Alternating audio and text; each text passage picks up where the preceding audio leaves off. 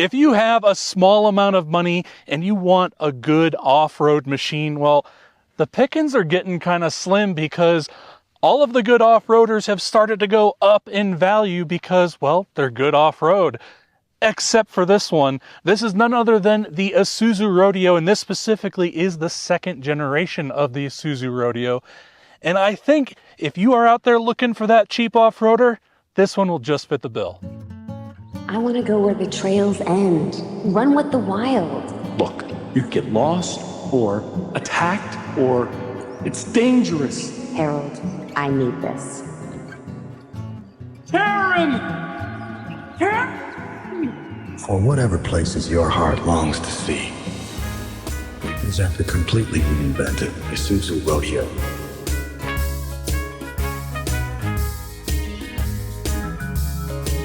Now, unfortunately, they stopped selling passenger vehicles in the US in 2009. We still do get their commercial vehicles, and they still do actually sell passenger vehicles in the rest of the world. But as far as what we can get here stateside, 2009 was the last dance. So going down into Andre's pit, the first course that I'm going to try and tackle with this guy will be Lava Lane. And what this does is it tests my approach and departure angle. So let's see how good this does. Now on camera, this may not seem like too challenging of a obstacle, but when you get up close to it, you'll see that it is quite steep. And ooh, I think I heard something hit back there, but yeah, you can see this thing just crawls up it like a little billy goat. Now, it was also sold in the US as the Honda Passport, and it was really pretty much the identical vehicle to the Isuzu Rodeo, other than maybe the front grille.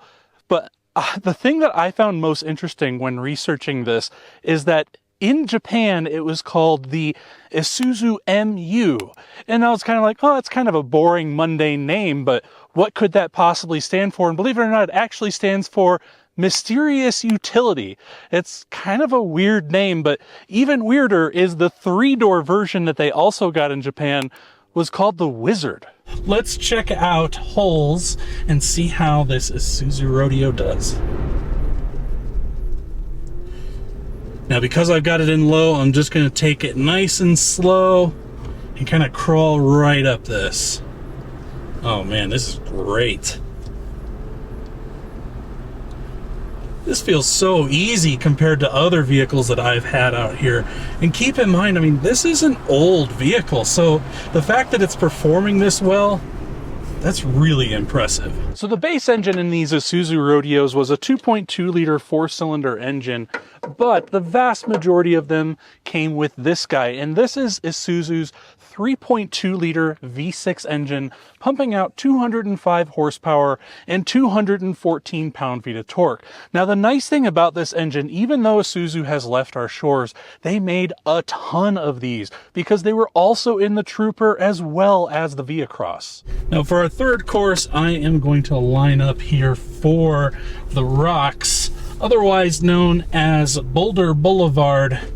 And because I'm unfamiliar with this vehicle, I'm going to kind of go up the easier side for now. I also haven't had this looked at yet, but let's see if this thing can crawl its way up. It hasn't seemed encumbered yet.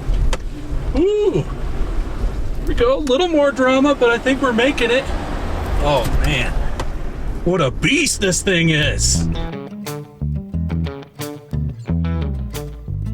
So the interior on the Isuzu Rodeo is, well, it's pretty darn basic, but there are a few things in here that I really do like. Starting with these seats, I really love the pattern on these, but not only that, it's this like old school soft cloth material that you really just don't get anymore in modern vehicles. And then on the doors, you'll notice that that fabric is still there as well. And then you even get these little tiny pull handles that, I mean, basically could fit maybe 2 fingers inside of there when you're going to open the door. But the rest of the interior is very sparse and very basic because this was kind of an inexpensive vehicle. But I do like the fact that you do have a lot of like really big, easy to use, easy to find, chunky buttons and knobs along with everything. I mean, even down to the radio, the buttons on it are very large and would be easy to press with gloves. Now moving down, you do have, this one has the 4-speed automatic. You could get it with a 5-speed manual. And then this does have the 4-wheel drive option. Now the selector down here can be a little deceiving because you only have the option to go from high to low. And that is because on the left side of the steering wheel, you have a push button 4-wheel drive system. Now this push button 4-wheel drive system is a part-time 4-wheel drive. So it's really good for like inclement weather. So if you want to drive this in the snow, that is the kind of button that you'd push. And then when you get in trouble, that's when you switch it down into the low. Now the other thing that I do like and is worth mentioning is the winter and power buttons down here. The winter is, it just kind of changes the shift patterns to be a little less aggressive with the transmission, and then the power does the exact opposite. So it gives you a little more of an aggressive shift and makes the car a little bit faster on your daily drive. And for the final test, we're going to take on trenches. Now this is, if it's going to get stuck anywhere, this is the spot that it's going to get stuck. But with how easy it's been throughout the rest of the course, I do have high hopes that we're going to be able to make it through.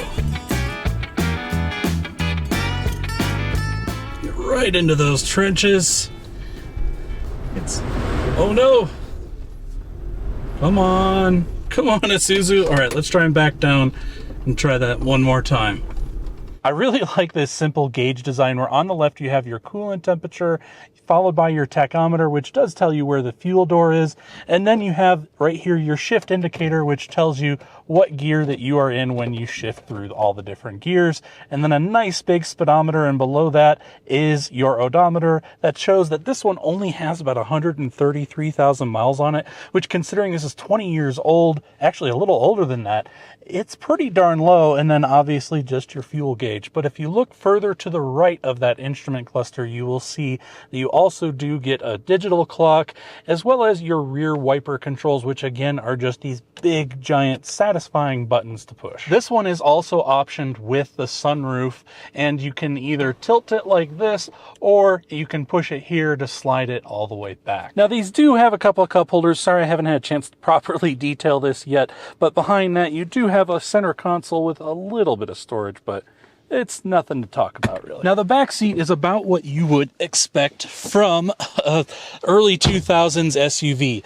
Headspace is, well, not the greatest. You do have this nice little divot here in the roof that gives you a little bit extra, because it would be pretty challenging if I had to fit my head underneath that. But leg space is, well, it's adequate. I wouldn't want to spend a super long road trip back here, but it's certainly fine for short trips. Obviously, this really cool pattern and soft cloth continues onto the back seats. They even give you a couple of little storage pockets behind both seats, as well as your own personal ashtray and a few cup holders. Now, I'm not sure that this has a rear locker, and it might be the downfall here on trenches. Let me get a little more momentum going. There we go. There we go. It's making it. Ooh. Oh yeah. All right, come on. Oh no. Oh, all right. Can I crawl? Can I get it? Yeah. I don't think it's gonna happen, guys. We get a little backed up here and try it again. Oh, look at that. Look at that. No. Oh, I spoke too soon. Yeah. Yeah.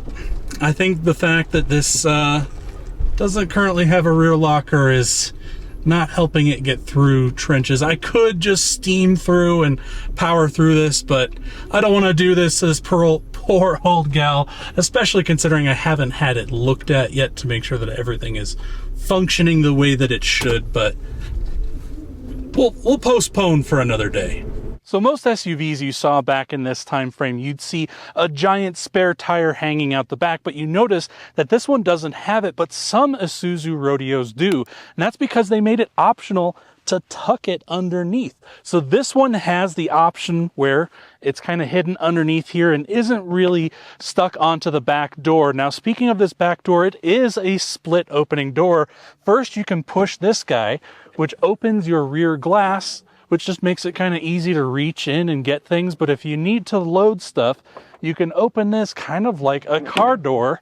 Now mine's a little on the stiff side, and you'll see you do have a nice little storage pocket here built into the door, and then you do have a pretty decent sized storage area back here as well as the cargo cover. Now, to show that this is a vehicle built for the outdoorsman, you do have rear power back here, but then right below that you do have the jack. But not only that, you do have 4 different tie down points here if you have some cargo you need to tie down, as well as some rear storage back here. Now back here on the rear taillights, you do have these little air vents, and from all the research I was doing, the only information I could find is that I believe these are vents for the interior cabin. Now in 2002, there were 3 different trim levels. This guy is the LS, which slots right between the entry level S and the top trim LSE. Now what's also cool about this with a budget off-roader is you actually have some proper recovery hooks that came from the factory, and not only 2 up front but 1 out back.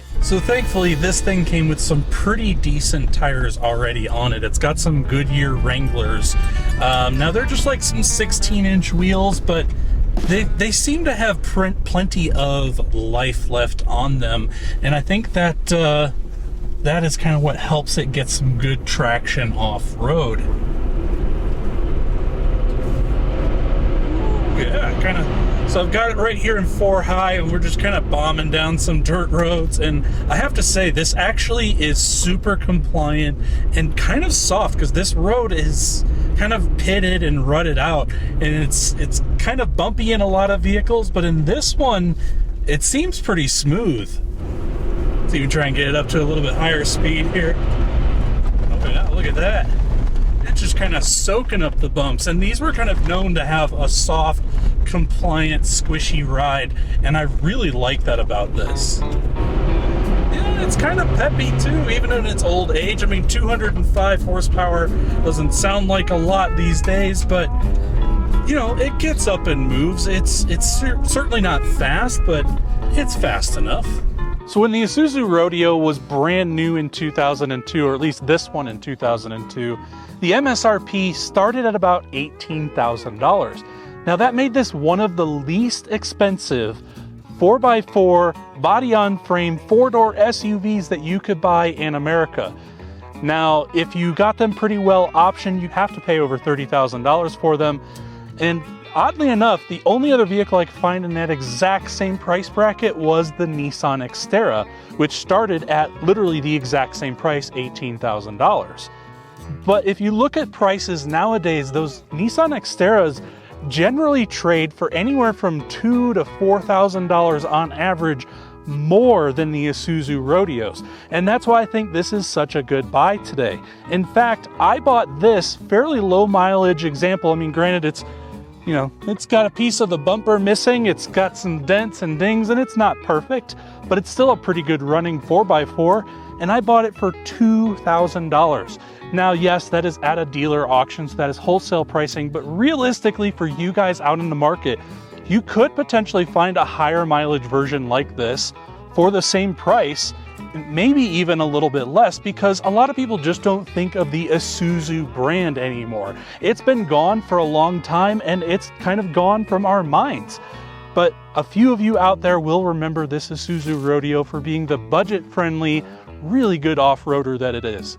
Well, I hope you enjoyed this little tour of my new Isuzu Rodeo. Look for future videos to come out on it. Maybe we'll take it up some trails and compare it to some of the other off-roaders that some of the people here at TFL have. Either way, thank you so much for watching. This has been Brendan, Ian behind the camera. Take care.